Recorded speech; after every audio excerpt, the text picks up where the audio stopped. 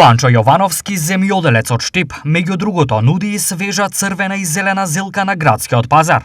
Која е препораката за најдобра кисела зелка? Разговараме со Ванчо Јованов од Штип кој произведува зелки. Како е производството оваа година?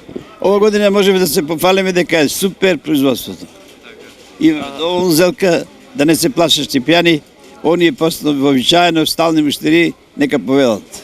Така, каква е поборувачката со оглед на тоа дека идат нели зимски денови и се ставаат зимници? Поборувачката е голема. Баш овие денови, тоа од старо кажано, стави си зелка измеѓу Митроден и Свети Рангел. Тие празници се за да си имаш за самите празници, служби и така за добра сарма. Каква зелка произведувате? Ние произведуваме зелка српски милес број 4. Таа никогаш не изневерува и секојаш дава добар приход.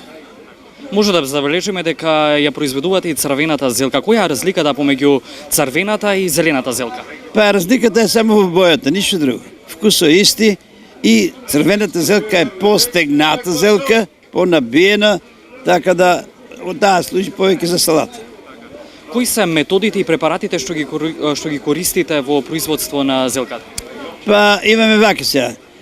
Користиме за прскање за мушица и користиме ѓубре вештачко, ама тоа во мали количини. Каков е родот оваа година со оглед на временските промени, како влијаат временските промени? Со оглед на временските прилики, можам да кажам дека е супер производството и меѓутоа ние се многу плашиме, знаете, жешкото беше многу опасно, требаше добро вадење, добро заливање вода, така да успеавме во тоа. Која е цената на зелката и дали има разлика на цената помеѓу црвената и зелената зелка? Па разлика измеѓу црвената и обичната зелка нема. 50 денара е таа, 50 денара е црвената.